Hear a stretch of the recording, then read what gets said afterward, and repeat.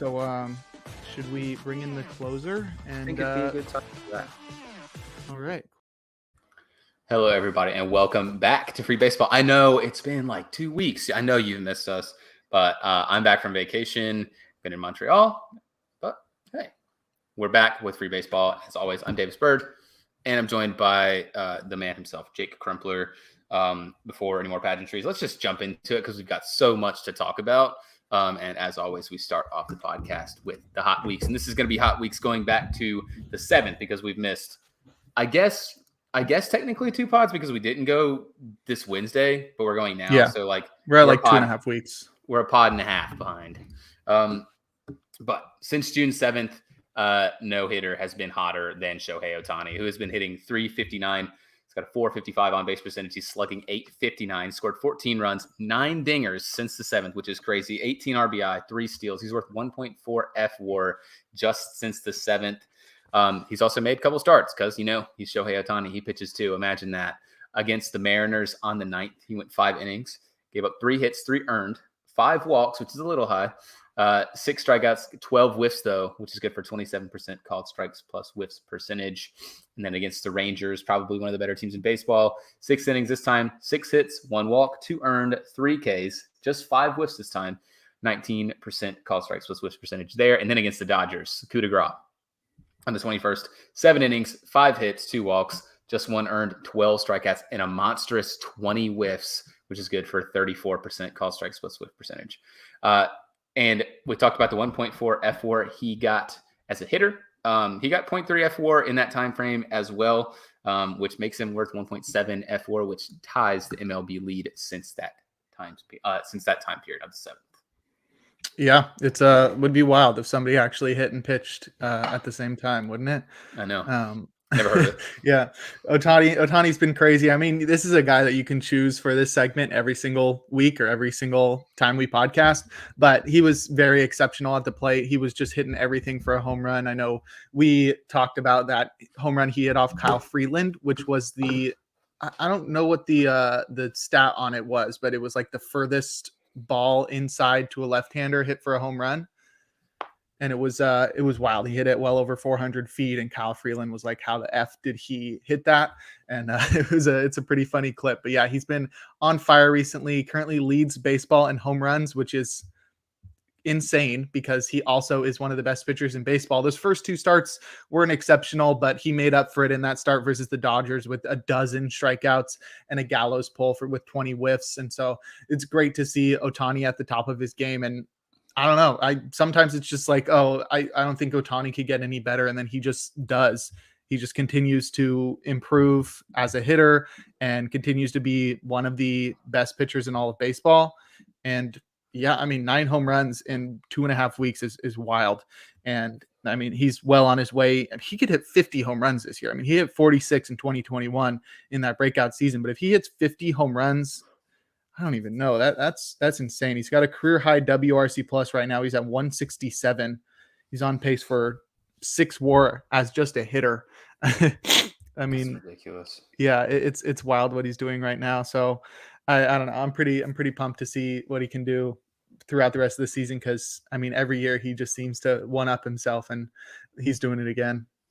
Yeah, that pitch, if you watching have not seen that, he pulled a belt-high changeup that was about 6 or 7 inches inside for a home run, and he hit it like 434 or something like that, 435. It was ridiculous. I saw a funny tweet that was like, Mike Trout and Shohei Ohtani make Kyle Freeland look like he's throwing BP. Kyle Freeland does throw BP, but still. Yes, he does. But still, Shohei Ohtani's ridiculous. And I've seen have you seen the clip on Mookie Betts' podcast with Mike Trout talking about Shohei?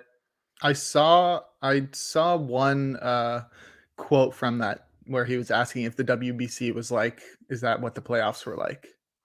Yeah, there was a different part, and he asked Mike Trout what he thought Ohtani was worth, and he's like 5 or 6. And I honestly think that's airing more towards the 6. The guy's got a good chance of making $600 million+ in the offseason. And then they also asked him, how many more years do you think he has doing both?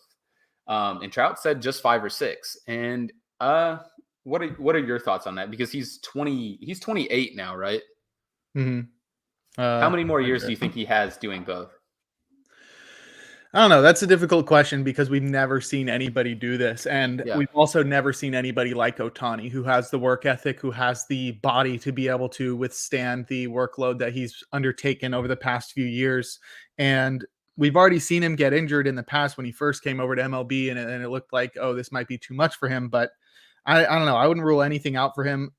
I think you could say like he can only do this at this level for maybe 5 more years, but I fair. think he's still gonna I don't think there's gonna be a time where he's like 35 at 7 years from now and he's just like, "Well, I'm gonna choose one or the other, pitching or hitting." I think maybe he just isn't like a top 5 pitcher and a top 5 hitter in baseball, at that time, which is what you'd expect for somebody getting older, but Mhm. I don't think he ever gives up being a two-way player and until teams force him to. I also think the same as well. And the Angels sort of also employ like a 6-man rotation to sort of accommodate him pitching and hitting. And I think that sort of adds a lot to his longevity, like going forward in the future. So I think, I mean, there's a good chance, like you said, he probably won't be like maybe an MVP level pitcher and hitter when he's like 35, 36, which is very realistic. Most guys don't do that. But I think he's probably going to keep doing this until he's done playing baseball. Um, why wouldn't he? I mean, that's sort of his thing. I don't think he's just going to hit like 35 and be like, okay, anyway, time for me to retire pitching. You know, I'm done He hitting. loves baseball. He loves baseball. Maybe he just kind of, and even so, like if he pitches, maybe he just doesn't hit every day. Okay, that's not far fetched either. Maybe he just doesn't hit every single day. Yeah, he goes back to like 2019, Yeah, 2019 like Shohei. mhm. So like I DH him every other day, or Or he was 5 injured out of 7 2019. days or whatever. So like I don't I think there's a good chance they just sort of manage him. It's not like well, he's got a time frame or an expiration date is probably what I was going to say. I Mhm, don't think so. I just think he's uber talented baseball player. He's got the frame to do it, like you said. I think this is probably just going to be what we're going to see from Otani for a long time. mhm. And then continuing on the hot weeks, this time just solely on the pitching side, and it's Blake Snell of the San Diego Padres. He has been lighting it up over his last 3 starts, and even more so. We'll talk about in a second. Against the Rockies on the 11th, he went 7 innings, gave up 3 hits, no walks, 1 earned, 12 strikeouts, 17 whiffs, which is good for a 40% called strikes plus whiffs percentage. And we're going to see a theme with that as well. Against the Rays, one of the better teams in baseball, still 6 innings, 2 hits, 3 walks, 12 Ks again, 23 whiffs this time, 41% called strikes plus whiffs percentage. And then against the Giants, 6 more innings this time, 3 hits, no earned, no walks, 11 Ks. Wow, this guy sucks. He got 12 all the other times. He only got 11 this time. 22 whiffs, 41% called strikes plus whiff percentage. That is incredibly elite, by the way. And in his last 6 starts, he's gone 36 innings. He has a 0.5 ERA, 0.5, a 0.83 whip, and he is striking out 41% of the batters he is facing. Blake Snell has sort of found what one of Jake's bosses really talks about a lot. And I'll let Jake talk about that right now, like I'm sure he's going to. Yeah, Blake Snell's been crazy recently. I mean, these last 3 starts have been bonkers. To strike out 11 or more batters while allowing just 1 run across 3 straight starts is pretty crazy, especially when you pair that with just 3 walks and Mm-hmm. very few hits allowed. I mean, he's been completely dominant. I mean, just 20 whiffs is super incredible, and 40% CSW is extremely elite, and to do that across 3 straight starts is pretty bonkers. And I mean, there's a lot you can say about what he's been doing recently. It's his fastball is doing really well in the zone, and I think it's helping him get a lot of strikes. And in the past, we've seen him sort of pitch around the zone and throw a lot of walks, which can come back to bite you. But right now, he's just living in the zone with his fastball, and then his slider is playing really well. And actually, his changeup, which is the pitch my boss Nick Pollock hates, there's a famous clip of him on Snell's Twitch stream being like, "Hey, is the changeup still on timeout this year?" And then Snell is like, "Nope, changeup's back." And then Nick was like super disappointed because that pitch is like super inconsistent for him. But recently, it's actually been one of his best pitches. It had 7 whiffs in that 3rd start. It had 7 more in that second start, and it had 6 in the start in Colorado. And I mean, to be able to do that 7 innings of 1 earned with 12 Ks in Colorado is pretty wild. So Snell is absolutely killing it recently. I mean, this is a guy that sort of is streaky like this. He just needs to like find the blueprint that works for him. I mean, we've seen, I think, in each of the past 2 years where his first half is rough and then his second half is incredible. And I think it's a good sign that he's starting it early, especially for a Padres team that can use all the help that it can get right now. They are pretty terrible this year. Yeah, they've been a little bit rough. But Blake Snell, I mean, you can look at his record, which, of course, me and Jake sort of don't put a whole lot of stock into, but he's 4-6. And he's rocking a 3.22 ERA on the season. But he really started out, honestly, terrible. Like he was really rough to start the season, just like the entirety of the Padres were. They were just flat out, they were dog shit. I mean, they sucked. And now that he's finding it, he's sort of leading the way on this pitching staff. That seems like it has just really needs to find its way. Yu Darvish has been solid, but not great. Joe Musgrove, same thing. Blake Snell, just sort of picking it up. And then they're having to rely on dudes at the back end like Matt Waldron and Ryan Weathers. I mean, like they do need the help that they can get in Blake Snell. I mean, we know the potential that he has in his arm. He's won a Cy Young. Like he's won a Cy Young. We all know that he can be an excellent pitcher, and we just kind of saw it these last 3 starts. Realistically, the last 6 starts. And hopefully he continues it, because I think we all want to see the Padres in the playoffs. Well, I do at least, because they have a lot of young, exciting players. I know a lot of people are probably tired of hearing about them by now, but I want to see the Padres in the playoffs. So hopefully they can get back on track. Yeah, that's an exciting team. I'd love to see them in the playoffs, as long as it doesn't count the Giants out of the playoffs. That would be wonderful. Maybe the Dodgers will miss, and then all the NL wild cards will be. Dodgers are definitely missing. I don't even think. They suck. Oh, no. The Dodgers repassed the Giants. That's unfortunate. And now they're in place to be a wild card team. Dang. They'll blow it. They have dudes Let's hope so. That, probably shouldn't be playing professional baseball playing for them. Yeah. But like always, since we talked about hot weeks, we'll skip right ahead to players of the week, because we do that too. And from the week of June 10th in the AL, our player of the week is Gunnar Henderson, who has sort of found his way after, honestly, a really, really rough start. And then another rookie, NL player of the week, Corbin Carroll. Yeah, I mean, just 2 rookies right here. Bob, what's that guy's name? The newsbreaker, Bob Nightingale. He did a boob tweet where he was just like, Gunnar Henderson and Corbin Carroll win their first Rookie of the Year awards. And it was like, bro, it was just player of the week. Relax. But yeah, pretty cool to see both of these super young players doing really well. And I mean, these might be some of the favorites for Rookie of the Year. I wouldn't say Henderson is there, especially because he got off to such a slow start, but he's really turned it around recently. He's been on fire. I mean, looks like since June 8th, which was like the day after our last podcast, he's batted .373 with 5 home runs. So it's a 208 WRC plus during that time. So he's been on fire. He's definitely picked things up. I mean, he had just 3 home runs before that, and for the season, he's got a 124 WRC plus, and I think he can pull that up a long way. And Corbin Carroll was just looking like a MVP candidate, let alone a Rookie of the Year candidate. I think he's pretty much locked in that NL Rookie of the Year already.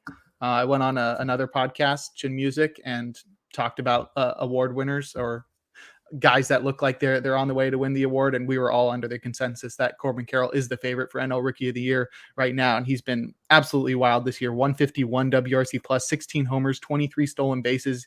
He's batting nearly 300. He's on pace for like a 7 WAR season. Just really crazy. And I mean, last year his debut was really good, and he's improved across the board, literally in every facet of the game, and he's looking like a really special player. Yeah, last year he was worth 1.4 FWAR in 32 games, and this year he's played 75 because he missed a little bit of time with a knee injury, which sort of looked like it might hamper him the rest of the way. He's like, nah. Anyway, 3.5 FWAR on the season from 75 games is ridiculous. He said 16 home runs, 23 stolen bases. He's hitting for a high average, great WRC plus, striking out less than 20% of the time and walking almost 10% of the time. He's He's a freak. And the Diamondbacks they're still leading the NL West, I believe. And that's also a really exciting young team that would be awesome to see in the playoffs. Corbin Carroll, he's a stud. And I think, like you said, he's probably the runaway favorite. If not, I mean, probably at the 100-game mark, you can just go ahead and give it to him. If this is the pace that he's going to stay on, no one's going to catch him. But moving on, if I can get the rundown to pull up again. The players of the week from the 17th are Shohei Ohtani in the AL. Hey, imagine that. We've already talked about that guy. We said he had a hot week. Yeah, he's ridiculous. And then the NL, another guy that we sort of had high hopes for, Michael Harris, who was like Snell in a way. Started out season, Gunnar Henderson also. Very, very bad. He was awful, man. He could not hit. He couldn't hit a beach ball if you threw it to him. And he has sort of hit his stride again, just like the Atlanta Braves, who starting to feel like the buzzsaw that they've been the last couple years. Mm-hmm. Yeah. Prior to our last podcast, Michael Harris was batting 163 with a 35 WRC plus. That's about it. It's about as bad as it gets. But since we last recorded, MH2 has been on fire. He's batted 426 with 4 homers and 3 steals. He's got a 205 WRC plus during that time. That's 2.5 weeks of batting 426. I mean, Luis Arias would scoff at that, but Michael Harris has been on fire recently, and it's good to see him back. He was definitely one of the underperforming hitters in baseball. If you look at like StatCast and all that stuff, he's underperforming all of his metrics, and he still seems to be in line with last year. So I think last year wasn't a fluke, and he's going to have a really solid season. It's crazy. He had a 5-WAR season last year in just 114 games. This year, he's not quite been that because the bat hasn't been there, but he's still one of the best center fielders in all of baseball. And that bat seems to finally be turning around. So I think Michael Harris II is still one of the most dynamic center fielders in baseball. Yeah, you said he had a 35 WRC plus before this 2-week stretch. He's up to an 89 WRC plus, where 100 is league average, like all the plus stats. But yeah, I mean, just a 2-week span, raising it that much is pretty good. Braves, I mean, I think they're probably they've got to be the favorite, like from the NL right now to like make the World Series, wouldn't you say? Giants. Well, shut up. Michael Conforto and Jock taking them all the way, baby. Let's go. That would be sick. I would love that. Yep, me too. Cubs, Giants, and LCS. We'll get there. But I will let you take over the reins to talk about our next segment that we are going to do. Sure. So as we've seen, I think it started last year, but the All-Star voting now has 2 phases. The first phase is you just get a vote for anybody, add anybody on that list. And now we have a second phase where the top 2 finishers in the first phase move on to the second phase. And then you get to decide between each of those 2. I think it starts tomorrow on Monday, but we're going to go through, we're going to have our say in selecting which one of the 2 options we have. Also, the top vote getters in each league move on automatically. So those were Shohei Ohtani in the American League. So he'll be the starting DH for the AL, and Ronald Acuna Jr., who will fill one of the starting outfield spots in the National League. So we'll kick it off with catcher, and we'll go AL and NL. In catcher, we have Adley Rutschman or Jonah Heim. I think this one's pretty clear. Jonah Heim's been really good, but I think Adley's been like the best catcher in baseball, you could say. Yeah, I think you could easily say that. Adley's the best catcher in baseball. I think there was sort of the debate between the top like 2 or 3, like being like Adley, Real Muto, Will Smith, etc. He's proved this year that he's clear of all 3 or of all those other guys by a mile. It's Adley Rutschman. Although Jonah Heim has had a really good season. He's got a 120 WRC plus. He's worth almost 3 WAR. So I mean, like, it's good to be recognized in that way, but it's still very clearly Adley. It's interesting because Adley was like a huge defensive WAR guy last year, and he hasn't really had that this year. I mean, defensive WAR is already like pretty hit or miss, and it's especially so for catchers. But Jonah Heim has been incredible as a defensive catcher, while Adley Rutschman has been slightly better with the bat. I choose Adley, though, because he's walking more than he's striking out, and I love that. Jonah Heim's actually 1 WAR clear of Adley Rutschman. Yeah. So he's One, definitely deserving of being in this finalist group. yeah, I don't know. I think I would still probably go with Adley just because of the bat, but Jonah Heim, I mean, this one's really, really close. Yeah. And then in the NL, Jonah Heim got a haircut. That knocks him down a couple of yes, points. he did get a haircut.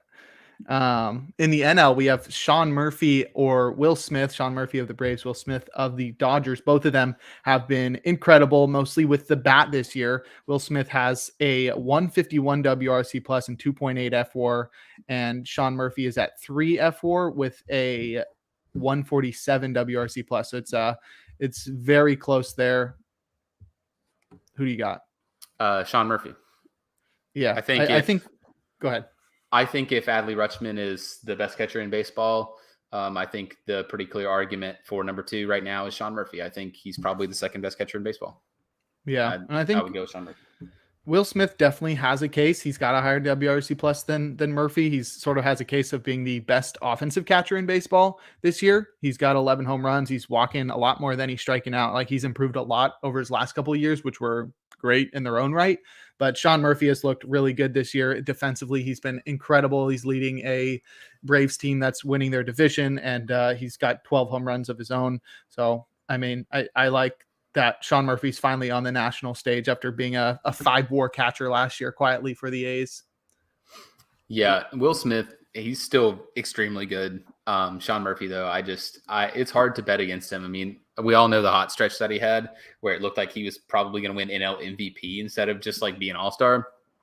And he's cooled off since then, of course. But Sean Murphy, I think, is the easy choice over Will Smith, who he's gotten a lot of shine the last few years too, where it seems like, oh yeah, he's the next up and coming catcher. And Sean Murphy, I think he really deserves this. He was an All-Star last year, wasn't he? Will Smith? No, Sean Murphy. Probably. I can't think of who else would be that. Oh, it was Paul Blackburn. I don't think Sean Murphy got it. So there you go. Sean Murphy deserves to be an All-Star because if he wasn't an All-Star last year, that's ridiculous. Yeah. Yep. All right. We'll move to the cold corner, first base. In the American League, we've got Vladimir Guerrero Jr. and Yandy Diaz. I think this one's pretty clear. Vlad's been, so I told you a couple of days ago, Vlad's sort of mid now. Yeah, he's still doing great at like not striking out. The plate discipline is there, but that 2021 campaign is really looking like the one outlier, and you can sort of blame it on him playing in the minor league park in Dunedin. But yeah, the power has not really been there this year. He's got just 11 home runs, putting him on pace for like less than 25 after he hit 32 last year. His WRC plus is at 124, which is not great, and he really doesn't provide anything defensively. He's actually sort of a negative defender at first base. So I think he's pretty mid. And then you got Yandy Diaz, who's one of the best hitters in all of baseball, 159 WRC plus. He's walking a ton. His plate discipline metrics have actually gone backwards from last year, but he's made up for that by hitting at the best power rate that he has ever, which we've been waiting for his whole career because he's got the biggest guns in baseball, but he hits the ball on the ground all the time. He's already up to 12 home runs, which puts him too shy of his career high. So I think I'm going Yandy there. Yeah, I'm also going Yandy. I think I would easily sacrifice him just striking out like 10% of the time to go to like, I think his strikeout rate now is like 15.8, 16%. Yeah. So I would rather him be hitting home runs and be hitting for a lot more power than, wow, he's striking out 5% more, but he's hit, what did he hit last year?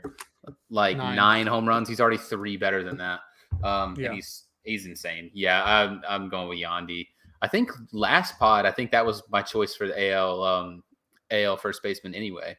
When we did our picks. So yeah, it's Yandy. Deservedly so. And then in the NL, we've got 2 veterans that were sort of replaced by each other. Freddie Freeman for the Dodgers or Matt Olson for the Braves. Who do you got? Ooh, it's really tough because Matt Olson is really close to the lead for home runs, and he's leading the National League. He's leading the National League. I think he's what, 23? I think he's at 23. He just hit his 25th today, I think. Oh, then he'd be tied with Ohtani. So he'd be tied for the major league lead. But Freddie Freeman has been excellent, of course, as everyone knows. I don't know. This is really tough. I think I would have to still go with Freeman just because he's been just ridiculous this year. Yeah. But I think this one is also really close.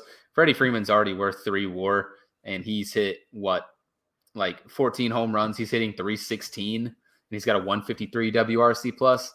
I think I would still have to go with Freddie Freeman, despite Matt Olson kind of proving himself as one of the singular best power hitters in all of baseball. Yeah, Freeman's gonna look really good when he retires on that Hall of Fame ballot. Oh, yeah. I think he's gonna be a first ballot. But anyway, I would vote for Freddie Freeman if I wasn't a Giants fan, but that bias leads me to go for the former A Matt Olson. But I think Freeman's numbers are definitely better. But you can just make the argument Olson has more home runs and isn't a Dodger, so there's my argument. Fair, very fair. And then we'll move over to second base, and you can start seeing a theme in the American League. We've got another Ranger and another Blue Jay, Marcus Semien or Whit Merrifield, and I think this one's about as clear as it gets. Yeah, it's Semien, and it's Semien by a country mile. Semien's the best second baseman in all of baseball this year, despite having a man that we're going to talk about in this next bit. Yeah, I still think Semien, for my money, is the most underrated hitter in all of baseball. And I still think that he is deserving of being an all-star. Whit Merrifield is having a great season with the Jays. And it's sort of a comeback season because he's been fine the last few years. But Marcus Semien is just electric. And I think I would have to go with him. Yeah, it's definitely been a bounce back season for Whit Merrifield, who's not showing a lot of power, but he's back to hitting near 300 again. He's on pace for a 3 WAR season. He's stealing bases again, but yeah, I mean, Semien's hard to beat. His WRC plus isn't way up there. It's at 117, but he sort of makes up for it by having a high volume of playing time, and he's a great defender at second base. And so he's on pace for another great season in Texas. So we can move on to the National League at second base. This one's also pretty clear, but I think it's still an interesting debate. You got Luis Arias or Ozzy Albies. See, this one's so annoying because you want to go for Luis Arias, but the argument against Ozzy, in any other year, is almost non-existent. Because he's on the list of home run leaders too, and he's been really, really sneaky good. I think it's 18 or 19 home runs this season. 18, yeah. 18, and then he's oh yeah, who cares about that bum? It's Luis Arias, and it's because he's almost hitting 400. He is hitting 400 as of right now. He's hitting 401, which is I think he dropped down to 399 today. That guy sucks. He went 1 for 4. Yeah. No, I think it's pretty clearly Arias. Yeah, I think it's pretty clearly Arias, but Ozzy Albies has been really great in his own part. I mean, he's 5'8". He's got 18 home runs. He's in the top 5 for home runs, which is crazy. 5'8". He's 5'8" and 160, and he's got 18 home runs. Yeah, and then but Arias has been doing something we haven't seen in forever. He never strikes out. He's batting nearly 400 this late into the season. I mean, we're about to hit July. We're halfway into the season, and he's batting 400, which is really crazy. We haven't seen that since Ted Williams in the 40s. So I think he deserves that spot, and I hope he's leading off for the National League come the All-Star game. But we'll move to the hot corner, look at another Rangers versus Blue Jays debate, and we got Josh Young or Matt Chapman. I sort of made the argument for Matt Chapman when we first looked at All-Star voting, but I think Young has clearly surpassed him recently. Chapman got off to a really hot start, but he cooled off, and Young continues to just hit the crap out of the ball. He's got a 124 WRC plus, 15 home runs. He doesn't strike out at the amounts that I like to see, but he's sort of making up for it by destroying the baseball. Bro, he's cut his strikeout rate from last season by 12%, Jake. I don't know what else you want from him. He's still striking out 27%, like Luis Arias. He's still striking out 27% of the time. But Josh Young, I made the argument last podcast because I like Josh Young. And I talked about him a lot because Jake hates him, and I think he's really good. And guess what? I was right for once. And Josh Young is the GOAT. Just like his teammate Nate Eovaldi. Josh Young. The thing is, if you look at the advanced metrics, I mean, Chapman's got him beat everywhere. He's got a WRC plus 1 point higher than Young, and he's way better as a defender. So he's beating him in FWAR by half an FWAR. So that's pretty interesting. I still think there's an argument, but Young offensively has surpassed Chapman. I mean, they're basically equal in terms of WRC plus, but I mean, It's very close. I still think it's really close. And if we're letting defense be the deciding factor, I think Chapman still beats him.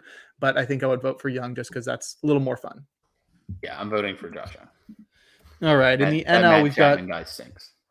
in the NL, we've got two veterans in Nolan Arenado and Austin Riley. I mean, the third base contingent in the National League is really not great. So we're sort of going with track record here, but Arenado has really turned his season around since getting off to an incredibly slow start. He's up to a 115 WRC plus and 15 home runs now. And Austin Riley has sort of not been his same self. He's got a 105 WRC plus and 13 home runs. I think this is pretty clearly Arenado's. But do you think any differently?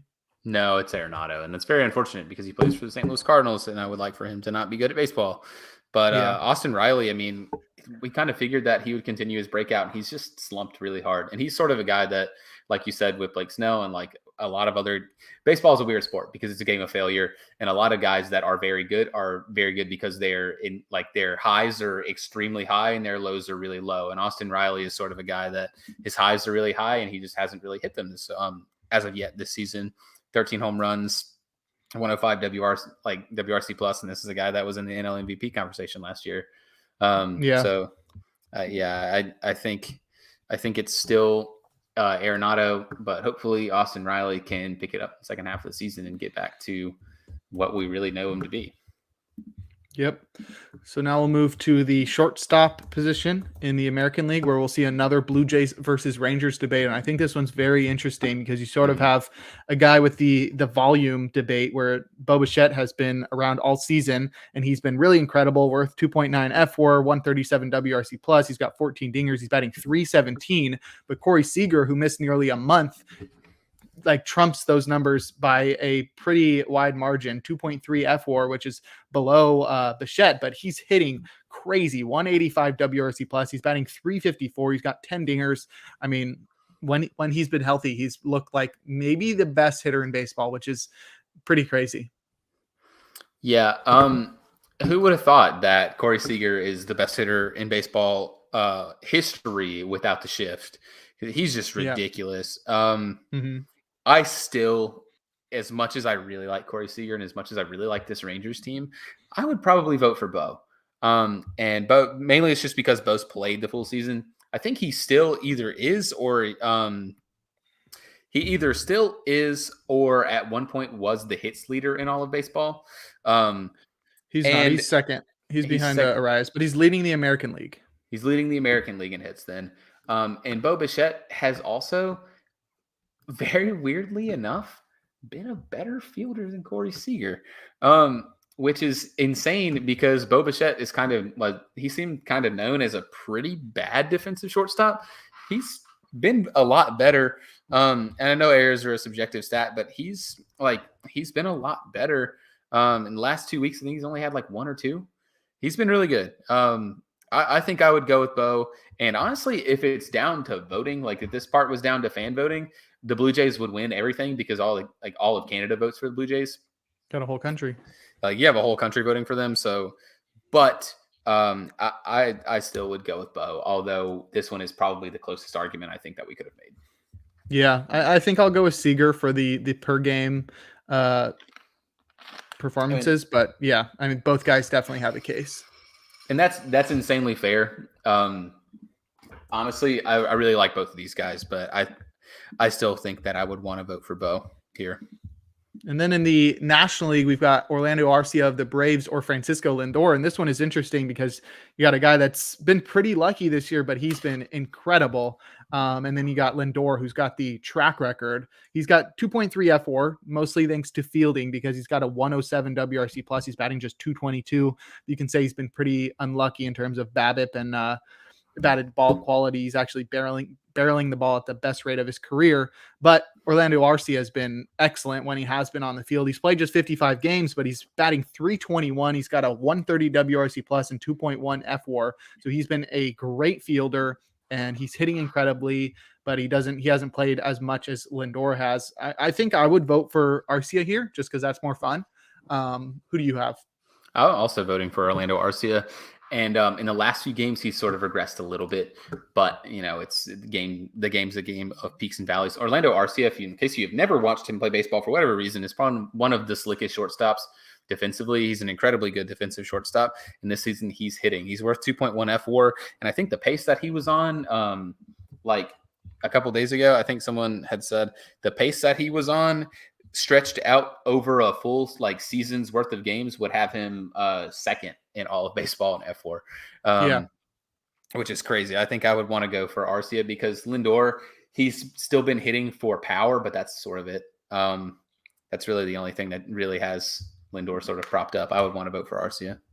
Yeah. He's on pace for like a 6 F4 season across 160 games, that's pretty wild from a guy was pretty unknown before this. But we'll move to the outfield in the American League. We've got 6 options and we'll pick 3. We've got Aaron Judge, Mike Trout, Randy Arozarena, Yordan Alvarez, Kevin Kiermaier, or Adolis Garcia. I think this is pretty clear. I mean, Kevin Kiermaier is sort of only in there because the Blue Jays voted for him.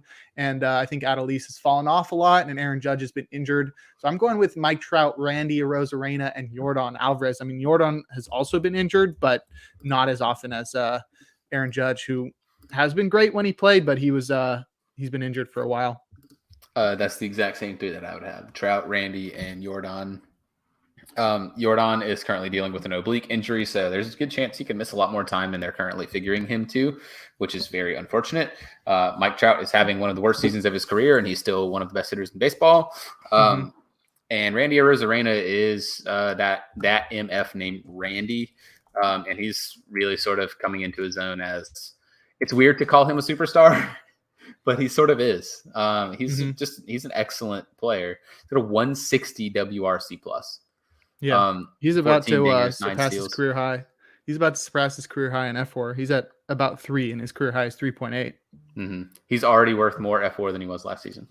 Yeah, he's looking really good. And then in the National League, we already have one guy locked in, Ronald Acuna Jr. So we'll have 4 options, and we'll pick 2. We've got Mookie Betts, Corbin Carroll, Lourdes Gurriel Jr., or Michael Harris II. I think this one's even clearer because Michael Harris II sort of only got in there because the Braves were doing a really good job at voting, Braves fans.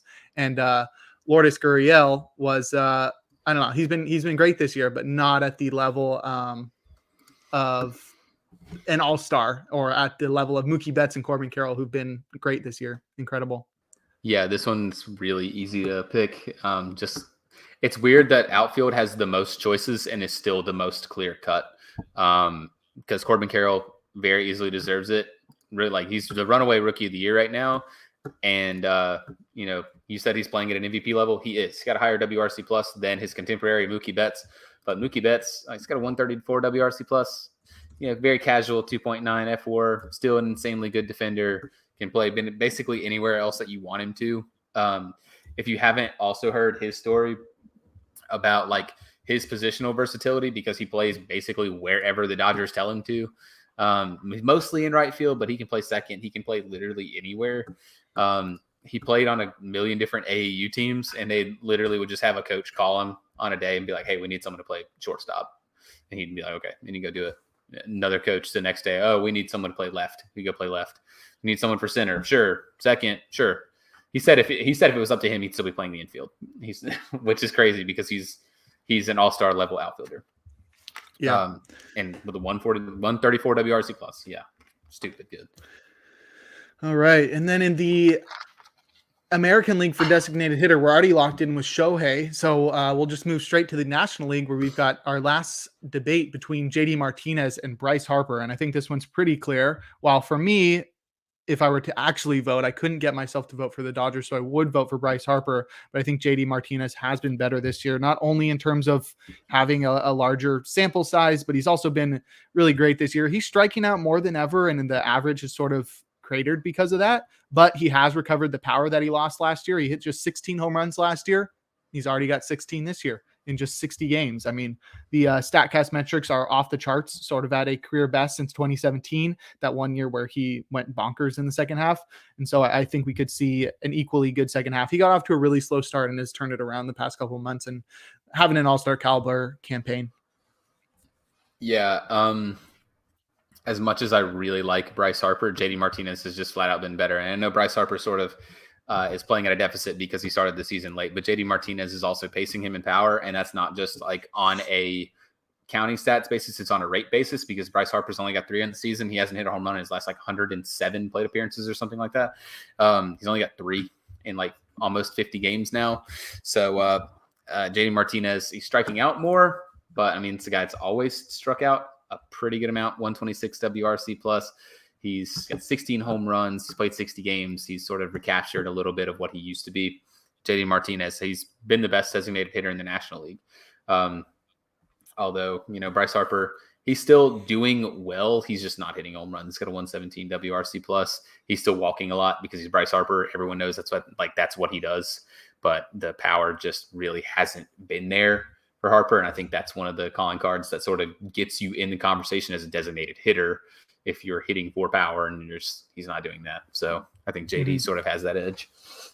Yeah, so that'll wrap up our look at the second phase of All-Star voting. I think it starts tomorrow, so get out there and vote for the guys that you think should be in the All-Star game. Absolutely. And we'll talk about a guy that probably would have been in the running to be in the All-Star game if he had made his debut just a little bit earlier, and that is Cincinnati Reds rookie sensation. If Corbin Carroll wasn't Corbin Carroll, I mean, this guy, if he's keeping this pace up, he probably would have been the Rookie of the Year if he continues this pace. But so far, Jake has it in the rundown. I want to say it is Elly De La Cruz is him. He needed 15 games to hit for the cycle, which is the third fewest since 1900. The other two are a bunch of dudes that played before me and Jake were even concepts, which is crazy. It's the third fewest since 1900. I think the other guys were like in the 1918, and then one was in like the 60s, the 60s or the 40s or something like that. A long, long time ago. He's the second player, 21 or younger, to hit for the cycle, joining the illustrious baseball player Mike Trout. Elly De La Cruz he's really good, man. It's so annoying. Yeah. It's so annoying because it's obviously a division rival, but I like the Reds. I like when the Reds are good because they're a small market team and their baseball park is really small. So their teams are always really fun, exciting, like offensive teams. And Elly De La Cruz is sort of leading the charge of a really, really fun lineup to watch. Yeah, he's been incredible this year. He's super fun to watch. I mean, I don't know how he doesn't hit a triple every single time. I don't know how he ever hits a double. Fast. He's so fast. He hits the ball so hard. He's super exciting to play. And meanwhile, the Reds are going off. They won 12 straight games. They lost their last 2, but they're taking on the Braves. So you can't really blame them. But they're in first place in the NL Central, and that's pretty wild to consider, especially for this team that I think nobody really had any hopes for in terms of competing or making the playoffs. But they've been incredible this year. And I mean, Elly De La Cruz has sort of been the igniter of that. They played 14 games. Their last 14 games are 12-2, and he's debuted 16 games ago. So he's definitely been one of the biggest factors in making that team super good. While we're talking about win streaks, we saw a couple big win streaks. I mean, we haven't recorded in 2.5 weeks. We've seen a couple big win streaks. We saw 12 games from the Reds. We saw 10 games from the Giants to jump them into the wild card conversation. We also saw a 7-game win streak from the A's. I mean, it's been a while since we recorded, so that seems like it was in the long past. But I mean, I guess we can do a little segment on the A's because they sort of took themselves out of that worst team of all time just with that 7-game win streak. And they also had that reverse boycott game, which was really cool. A bunch of fans went out and sort of protested the sale of the team to Los Angeles or Las Vegas, and we've got support from all kinds of people. I mean, the biggest one was Rebecca Black. Have you listened to her new music? I do not listen to Rebecca Black now. Her new music, unironically, is very good. Yeah, I think she's done well for herself for having been like memed to hell. Oh yeah. Back in like 2010. But yeah, she the Oakland A's team account on Twitter said something about getting down on Friday in Philadelphia. And mentioned Rebecca Black, and Rebecca Black said, "I don't have a cousin from Philly. Sell the team." So she's supporting us, and this is one of the few images from the illustrious reverse boycott game, which was very cool to see. We got a lot of fans out there, and of course, Rob Manfred was like, "Oh, they got 26,000 fans out there. Wow, good for them. That's almost like the MLB average." It's like, bro, this was a Tuesday for the worst team in baseball that is about to leave. Like, what are you talking about? Yeah. And it was great to see all these fans coming out to support them. I'm going to the game this upcoming week, my first baseball game of the season, actually. But yeah, it's been interesting in Oakland, to say the least. Yeah, the reverse boycott is such a cool thing, and it's really nice to see. Like, it's very clear that ownership does not care about this season. You can look at the team that they put out; like they do not care, and that's so aggravating because Oakland, and I said it on the last podcast when we talked about it. Oakland are a historic franchise. It is not like you are taking a team. Like, I don't know, let's say like the Brewers, Diamondbacks, the Diamondbacks and the Brewers. Well, the Diamondbacks have won, like the Brewers, or like a team that's never won a World Series, Rockies. Or the Rockies, who are a '90s expansion franchise, who have never won anything. Like, and you're just like, okay, we're moving them. Oakland and the Oakland A's have won like 7 World Series. I think it's 7. They're like 3rd or 4th all time for World Series. They're a historic franchise. They've had legends of the game, and they've had some of the most important moments and things related to them in baseball history, with like Mark McGwire's rookie season, Ricky Henderson breaking the Steelers record. The stupid field was named after Ricky Henderson. Like, it's so aggravating to have a team like this, just like, oh yeah, we're gonna fuck them off to Vegas. Go to Vegas. We don't want you. And it's so disgusting from John Fisher, who's one of the most, like, he's one of the richest owners in all of baseball, and he's trying to strong arm Oakland, who have financial problems. Like, it's not like a thing to be like, oh yeah, bankroll this $1 stadium I want, or I'm moving the team. He asked for, like, what was it, like 300 and something million, like 300. Yeah, like 375. 375. They got him like 380, and he was like, nah, anyway, I'm gonna move him anyway. Like, I hate that guy. He doesn't even relate to my baseball team, but I hate that guy. And I really mean that from the bottom of my heart. And Rob Manfred's backing him up on that, being like, oh, the city of Oakland didn't raise enough money. And it was just like, okay, yes, they did. And also, I mean, they just want to move the team because you see the different proposals that the Oakland front office has had for the ballparks. And in Oakland, it's like, oh, we want the ballpark, but we also want this whole real estate development and this whole thing so we can make a ton of money. But in Las Vegas, oh, we don't need that. We'll just go with the ballpark. It's like, I think you just want to move it to Las Vegas so you can sort of, I don't know, increase the value of the team and sell it at a higher price, which really sucks for, I think, just all franchises in general, because that sort of sets a different precedent from what we've expected. And yeah, it's really disappointing because I think there's not many people supporting this move. I don't know who would be supporting this move, but yeah, it's pretty disappointing. This is going to be a very weird couple of years once this goes through, because I think the last thing we're pending right now is just the vote from the MLB owners, and then it's a done deal. Yeah, it's insanely frustrating. And you're even having players now, like, and they're active players. It's not like they're legends talking about this. Josh Donaldson came out and said this. And he said Oakland gets perceived as a small market because of what the team is willing to put out there. Oakland are only a small market because John Fisher makes them a small market. He will not spend to make the team a big market. One of the wealthiest owners in all of baseball owns the A's. And he said, as a fan and as a fan base, you can only see your favorite player traded so many times throughout your generation before you start to get disenfranchised. And he's exactly right. He is exactly right. What are we doing here? What are we doing here? And I guarantee once they go to Vegas, he'll start spending money on the team. And that's what's insanely frustrating.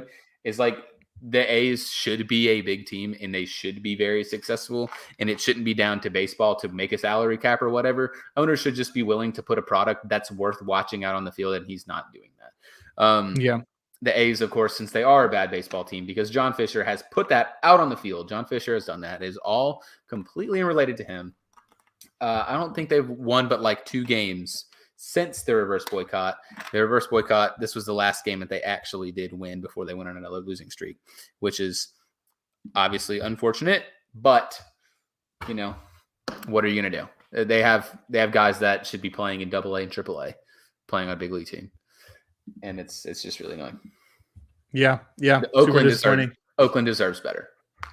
Yes, we do. All right, we can move on from that. Rant over. Baseball time. All right. So, talked about Elly De La Cruz being him.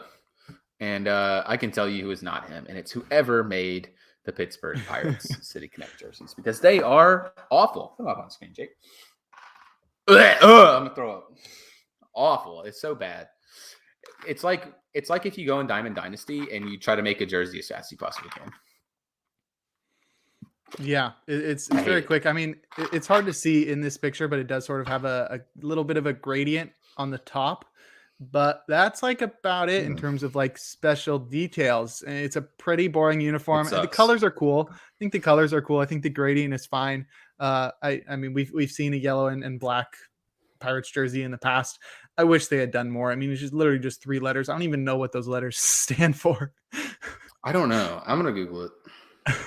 But yeah, it's a pretty boring uniform, and like the past 2 reveals have just been terrible. That Orioles uniform was awful.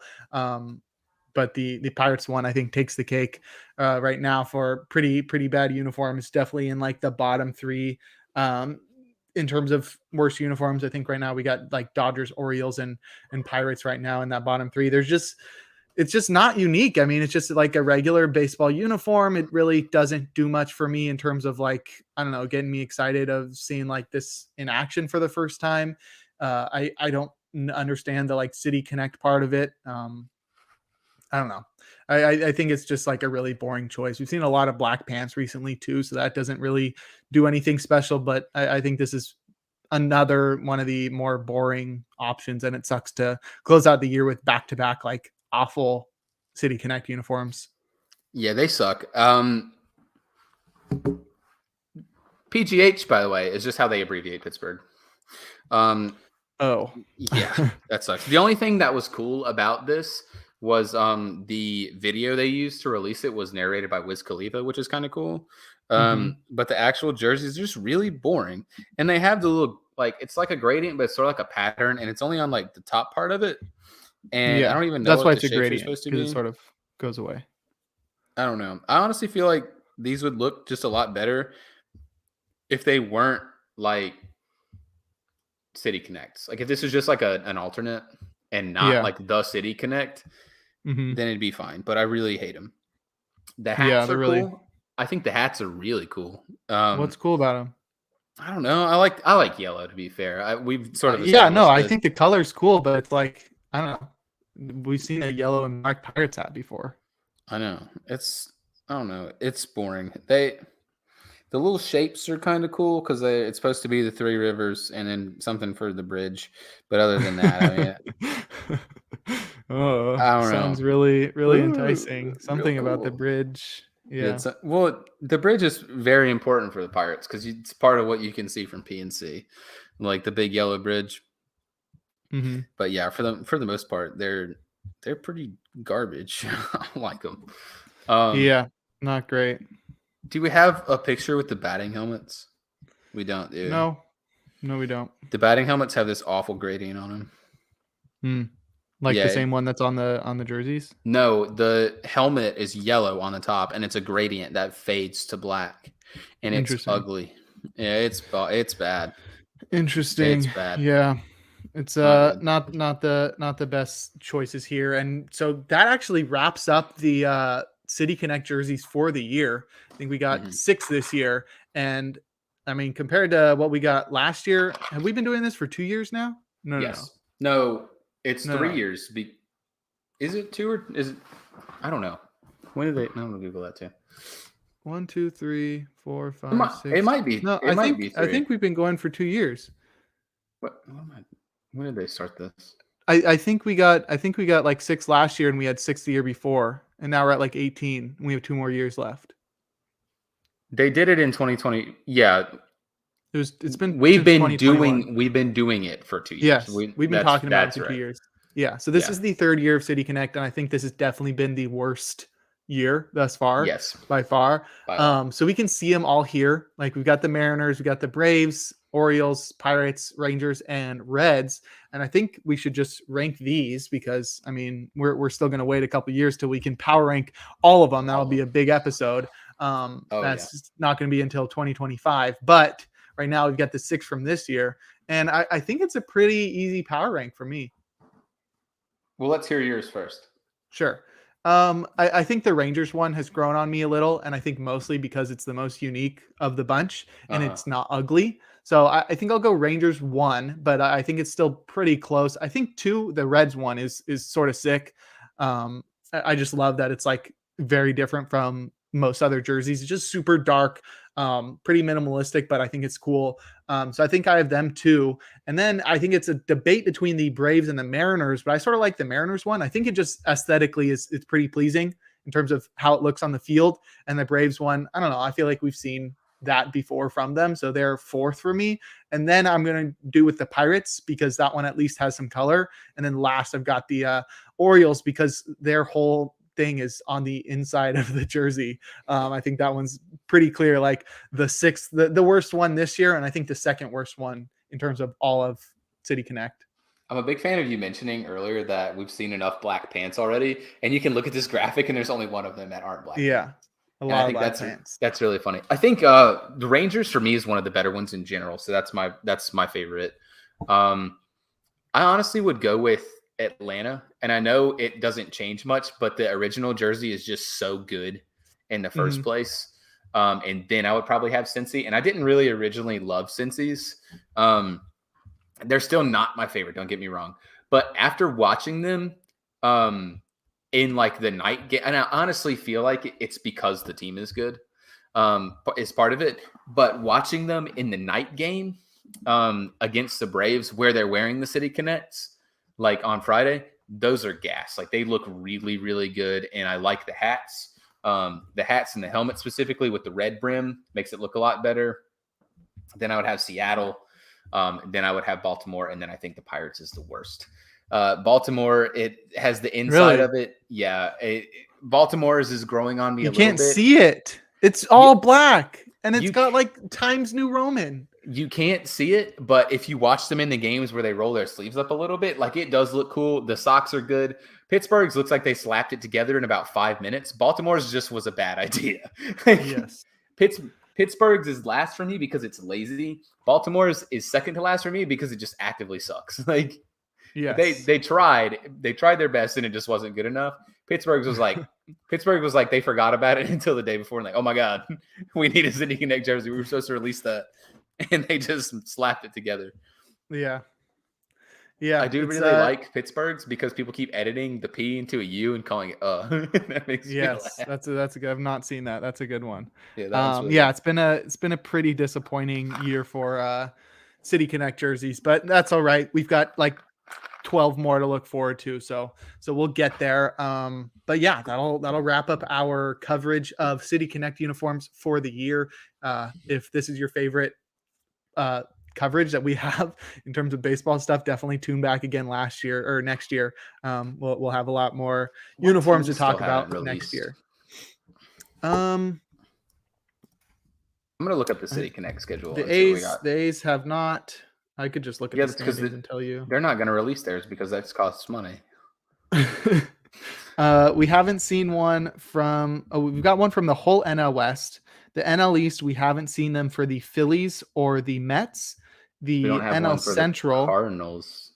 The NL Central, we haven't seen them for the Cardinals. We haven't seen them for in the AL East. We haven't seen them for the Rays. We haven't seen them for the Yankees, which I feel like the Yankees just might not even do one. That'd be cool. We also haven't seen any for the Blue Jays. In the AL Central, we haven't seen any for the Twins, the Guardians, or the Tigers. And then in the AL West, we haven't seen any for the A's, and that's it. Yeah, we've seen a lot, but I think there's still a few interesting ones left. I think the Rays could do something really cool with theirs. I don't even know what the Guardians could do, but you're just gonna bring back. If the Tigers did like orange and black, like tiger stripes, that one would be cool. But I would like that would be ridiculous. I would like to see the Tigers do something either with the motor industry, or I would like to see a Lions collab. I think that would be gas. Yeah. I think the Cardinals one's going to be really boring because St. Louis is boring. I think if the Phillies go like the old school maroon, that would be great. That would be cool. I would also like to see the Phillies just do it and do a AAA night and just have it be fuzzy like the Fanatic. I think that'd be really fun. Sure. Yeah. Yeah. I think there's lots of options, and I as much as I know that the Yankees one is going to suck, I'm still interested to see what they're going to do. Yeah. They're just going to put their last names on the back. That would be awesome. They should totally do that. They'll probably do some whack stuff about like Yankees tradition, and that'll be really boring. Sure. I don't know. I feel like the Yankees, like you said, just might not do it. Like, yeah. And I think that would be just as funny. That would be funny. All right. Well, we can move on to something else funny. I'll take the lead on this one, but Absolutely. This is a little bit of old news, but the Anthony Bass saga has finally come to a close after a long stretch of craziness. So we had the whole popcorn on the seat on the airplane thing, and then we had his whole comments about Pride Night, and then we got this tweet from a reporter saying that he would catch the ceremonial first pitch on Pride weekend, which I thought this was a meme, and it turned out it was not a meme, and it was just super weird to say that. It's like I don't know. I can't even think. That's like having all the Rays pitchers that wouldn't wear the patch last year go and catch the ceremonial first pitch this year, and just very weird. And then that was followed up like a day later with the Blue Jays designating him for assignment, which accompanied with this meme is really funny because not only do you have the whole Pride weekend, but then they're trying to DFA me. This is from the White Lotus. Is that what it's called? Yeah, I think so. That show's really good. But yeah, it is really funny just to see that. Now he's been released by the team, and I released this banger. This sort of format was going around Twitter for a while without Googling name a famous historic battle, and I came up pretty quickly with Anthony Bass and the popcorn on the plane, although he wasn't there. That was a definitely historic battle that he won against United, the airplane service. And so that was a very interesting turn of events to go from like the whole popcorn saga and the whole like him being homophobic, and then he's going to throw out the first pitch, and then they're just like the next day like, actually that was a bad idea, designate for assignment, now he's gone. There were a lot of other roasts we saw, like the Blue Jays cleaning up their own mess, and Anthony Bass's wife being like, are they allowed to do that? A lot of stuff like that. But this was a very funny turn of events. I think that the whole thing is going to be one of the things to like look back on in September or October when we're like recapping the whole season and being like, yeah, that was definitely one of the funnier moments of the season. Yeah, this whole bit was really funny, and especially that you mentioned the Pride Night because he literally got DFA'd the day he was supposed to do it. Yeah, which was a good idea. It would have been really weird to have him catch that pitch. Oh yeah, yeah. Dang, that sucks. I hate it for him. Yeah. So that was a lot of fun. Yeah. But I mean, now we can move on to the London series where we see two historic franchises. This one. Why'd you have to put Frank there?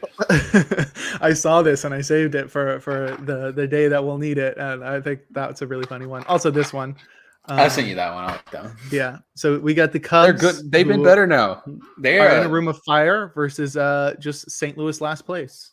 Hey, the Cubs before today. This meme has lasted for so long. The Cubs before today were 9-1 in their last 10, and before that they're one game. They're one game out of 500 now. I think either one or two games out of 500.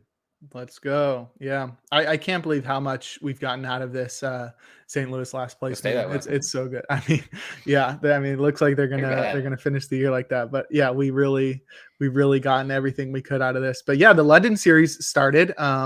We got even more memes out of that one. I mean, this is sort of unrelated, but we got Mike Tauchman changing the lives of Cubs fans as he's been on fire recently. And then also this one sort of accompanies the last place meme. I definitely sent this one to you. The Cardinals used to lead the division. I like that one. Yeah, calling him an old man. But then actually in game one, we saw Ian Happ go deep twice against Adam Wainwright, looking like the best player in baseball and sort of giving wrong impressions to British fans of baseball that Ian Happ might be the best player in baseball. He's actually been pretty mid this year. He's still solid, but yeah, not great in the power department. But yeah, he made Adam Wainwright look like a grandpa. That's for sure. And did they lose today? They lost 7-5 today. Okay. They would have been fine if Trey Mancini could field a ball at first base, but that's He could fine. not. He can't. No, he can't.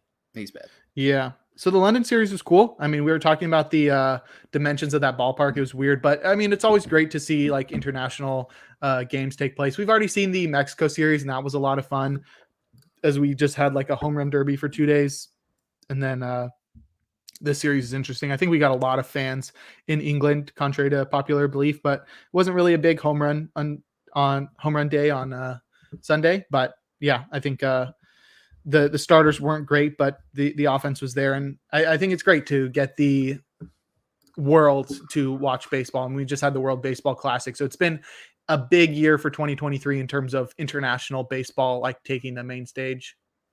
Yeah, it's been really fun. I've watched both games, obviously, and it's been good if you are a fan, not on the West Coast, because the games have started. I think today's game started at 10 o'clock Eastern, so that would be 7 o'clock Western time. Mm-hmm. Yesterday was 10 o'clock my time. Yeah, yesterday Maybe started it was 9. it would have been 9 because it started. No, Yeah, it started at 1:10. Yeah, that's 9. Okay, so it started at 1:10. No, that's 10. That'd be 12. You're right. Yeah, 10. That's 10. Yeah, so it started at 1:10 Eastern, and the Cubs, blew out the Cardinals. But the stadium, they've made changes this year too, because the last few times they played in London, I think it was the Red Sox and the Yankees. The game was like 4.5 hours or something. There's so many home runs. It took forever. It was like 15-12. There's a million home runs. They've changed the field dimensions slightly, but it's still a very offensive environment. Dead center, I think, was 392. It's wild. Ian Happ actually hit his first home run to dead center. And it would have been a deep fly out in pretty much every other park, but it got out. Adam Wainwright was throwing BP. He's just throwing hanging curveballs the entire time. He was really bad. I think at one point they showed Adam Wainwright throws 5 pitches. The Cubs had at least 1 hit off of every single pitch that he threw, and he only threw for 3 innings. That's wild. He was really bad. Matt Liberatore today also was not any better. He gave up four runs in the first inning, I think.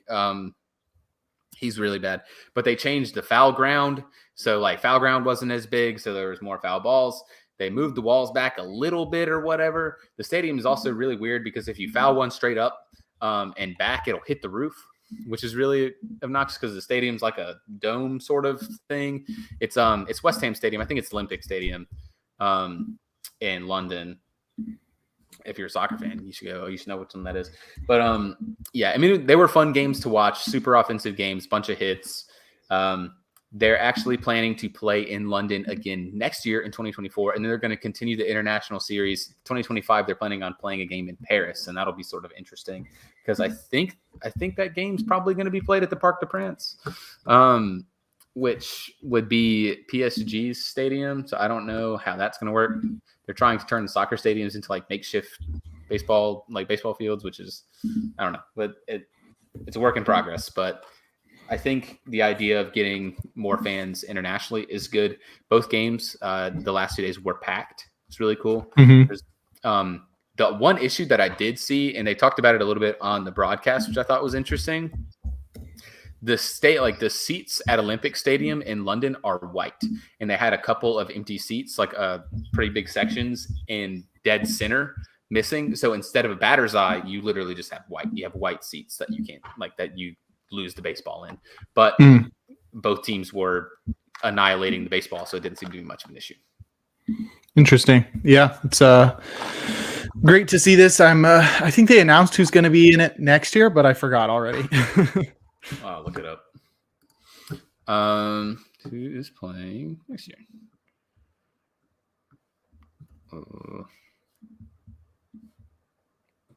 I think they're also planning on playing in South Korea. I think they might play in South Korea next year. That'll be cool. I mean, I'm definitely going to miss out on international baseball with no World Baseball Classic. So yeah, that kind of sucks. I'm trying to figure out who's playing. It's gonna be the Mets and the Phillies, so that'll be cool. Yes. I think they're planning on playing South Korea next year. All right. Well, we have something to look forward to then. So that'll be exciting. And now we can go to our second to last segment, and we'll wrap up the memes. I mean, we've had a lot of memes this time, but we've got a few that I missed. This one I thought was really good. In terms of, this is just like, you really got to be a baseball nerd to understand this one, but I won't read it all because there's still it's sort of offensive in some regards, especially with Tyler Skaggs stuff. That's sort of weird, but it's definitely very true. We've also got where is it? Nope. This one I think works for sort of anybody. Just, I'm terrible at baseball, and then just a picture of any baseball player. But Anthony Volpe's a big one. Not lived up to the hype this year at all. And I think Yankees fans are like, we could have had Corey Seager, and instead we have Anthony Volpe. But I mean, the crop of shortstops from this last free agent class has not lived up to the potential that we thought. So I think Dansby Swanson Volpe slander will not be accepted. Yes, he's been great this year. I mean, compared to the going up against, compared to the other bums, he's been a stud. He's worth almost 3 F4, Jake. For sure. 2.9 F4, Jake. I don't want to hear. And we can wrap things up with yesterday we saw the Angels recall.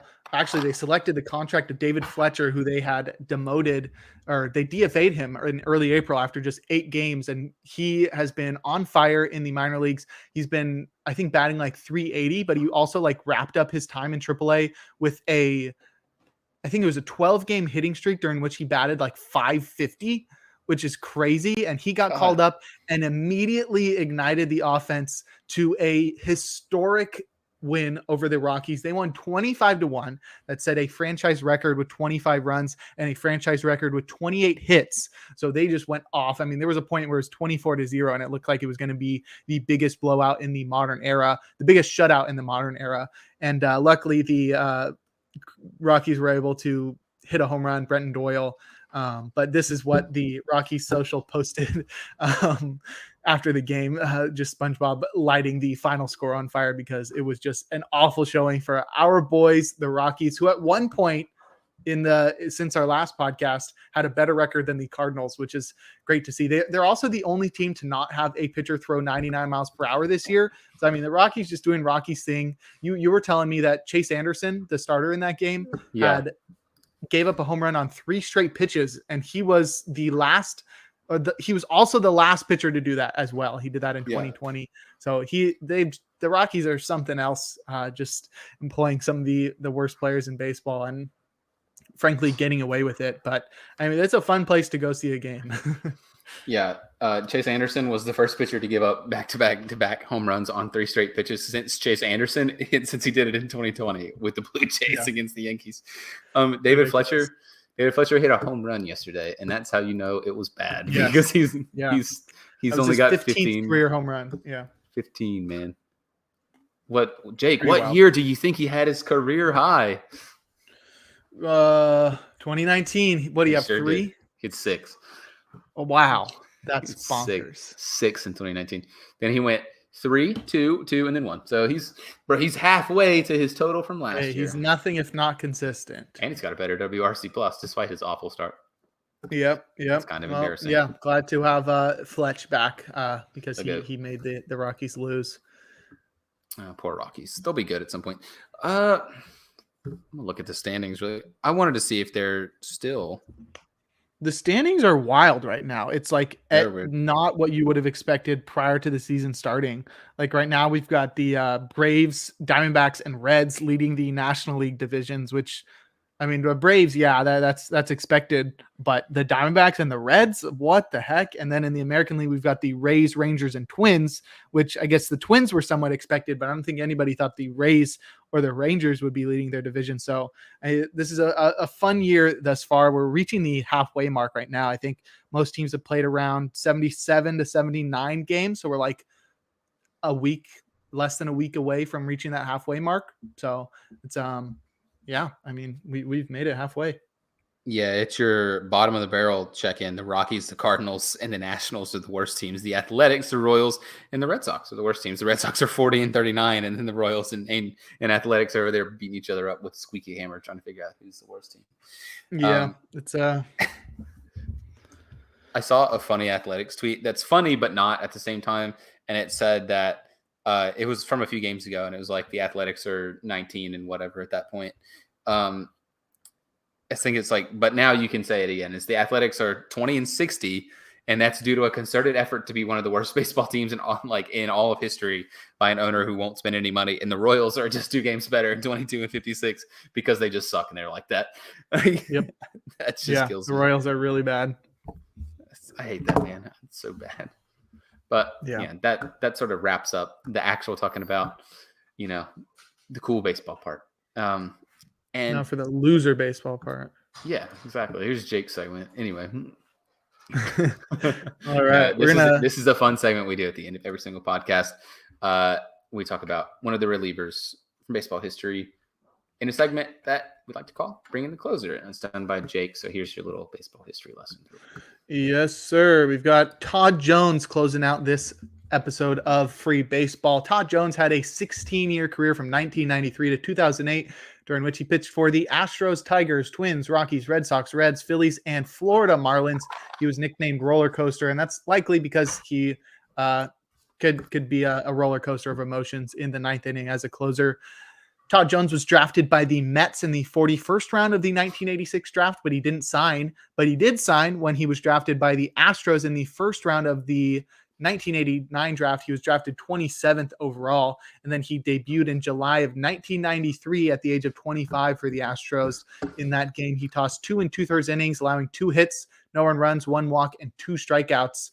And the way he pitched, he was a durable finesse pitcher. He pitched a lot of games. He very rarely got injured, and he threw a low 90s cutter and sinker and would throw an occasional low 70s curve. Jones had a quiet rookie season during which he recorded his first 2 career saves, but then he looked really good in his sophomore campaign, pitching to a 2.72 ERA with a 1.07 whip and 5 saves. He became the team's closer in 1995, the following year, and he tossed a career high 99 1/3 innings with a career high 96 strikeouts with a 3.07 ERA and 15 saves.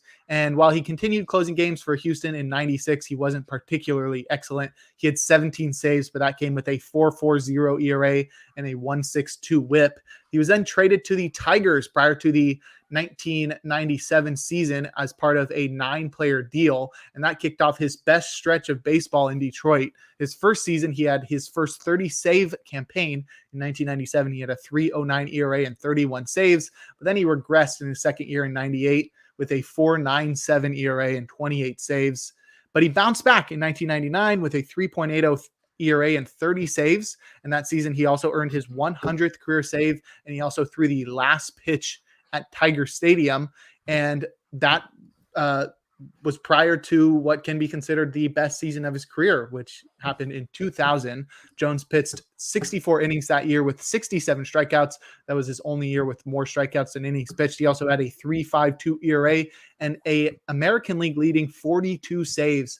That set the franchise record for saves, which was later broken by one of our previous closers, Jose Valverde. He also made his first and only All-Star team that year, won the American League Raleigh's Relief Man of the Year award, and finished 5th in American League Cy Young Award voting. But then he lost the closer role after a dreadful start to the 2001 season and was traded to the Twins at the trade deadline.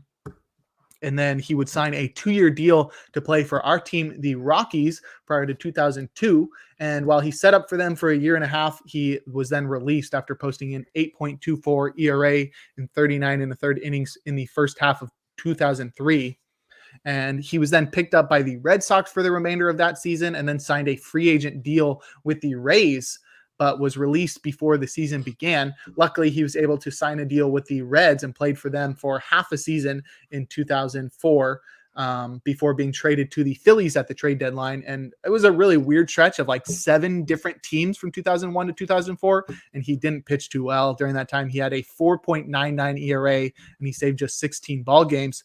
But his fortunes changed when he signed a free agent deal with the Marlins prior to 2005. He had a renaissance there with a career best 2.10 ERA, a career best 1.03 WHIP, and 40 saves. And so that year he surpassed the 200 career saves mark. And he parlayed that into a 2-year deal to return to Detroit, where he tacked on 37 more saves to his career total in 2006 and became the Tigers' all-time saves leader that year. And he tacked on 38 more in 2007, a year in which he secured his 300th career save.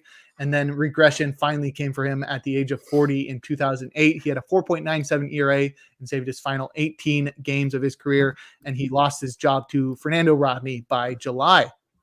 But that would wrap up a career during which Jones had 10.3 Baseball Reference WAR across 1,072 innings pitched, with 868 strikeouts, a 3.97 ERA, a 1.41 WHIP, and 319 saves, which is good for 22nd on the all-time leaderboard for career saves. Yeah, Todd Jones is really cool. In case you have never watched a Tigers game, he actually is on their broadcast crew with Cameron Maben, which is pretty cool if you want to go watch old baseball players do cool stuff. He also writes like an article every week. I think it's called The Closer. I think he wrote one for like the Miami Herald, and he writes for like the Detroit Sporting News or something like that. And I saw this really cool quote from him on Baseball Almanac, and it's after it made me laugh. And Jake's also an English major, so I think it'll make him laugh too. But when he writes his articles, he said, "I'm your basic dumb jock that gets a podium once a week and I can write whatever I want. I email the raw stuff to them," which is the editors of the Sporting News, "and they just clean it up. They undangle my participles and all the stuff like that." Nice. Yeah. So that's my guy, Todd Jones. And that's all we have for this week of the Free Baseball Podcast, presented by the Athletes, of course, as Jake has frozen. But you can, yeah. Jake's internet's freaking it. It's freaking out. Fine on my end. It might be your fault. No. But that's all we have for this week. In case you don't know, I'm Dave Spurd. You can follow me on Twitter at DVSPurd. I just kind of post stuff about all sorts of sports, mostly soccer and baseball, because that's what we do. But you can also follow Jake at all of his social media, specifically Twitter. Twitter is real good for that dude, at Jake Crumpler. And he writes a bunch of articles for a bunch of websites. Yeah. One of those is pitcherlist.com. I do a weekly reliever ranks article there. I also will have other one-off articles. I think my next one's not coming out until July, so you can look forward to that one. But I also do podcasts there. I do the weekend editions of the Daily First Pitch podcast, and I also do a bullpen-centric podcast called In the Pen. And then I also write playing time analysis for 4 teams for Baseball HQ. I've just added another. So now I do the Giants, A's, Angels, and Diamondbacks. Nice. You can also go check out all the other articles that you can read on our sponsor's website, athletesub.org. So you can follow them on Twitter at athletesub, and you can go to theathletesub.org and read all the articles from all the excellent writers that are over there. It's a fan site. So it's from the perspective of fans like you that want to just read, everyday stuff. They're all pretty quick reads. A lot of them are more in-depth than others, but we have a lot of rankings and stuff like that they're pretty quick reads. You can just read them in a few minutes, and they're fun. It's really enjoyable. And it's not just baseball. Of course, we have a baseball podcast, but there's also other podcasts like Deep Takes from 3 during basketball season. Get all your basketball fix. A lot of stuff for fantasy sports, a lot of draft coverage for whatever's coming up. And then we had the NFL draft, and we had a bunch of stuff for that. There's also stuff for professional wrestling, soccer, everything else that you could possibly ever want is on that website to read about sports. So go out and do that. And on that note, I think that is all we have for this week. Make sure you join us back next Wednesday or so. You're going to have to follow the Athletes Hub on Twitter to figure out when we're actually doing it, and follow ours so you can see our next shows. But on that note, goodbye.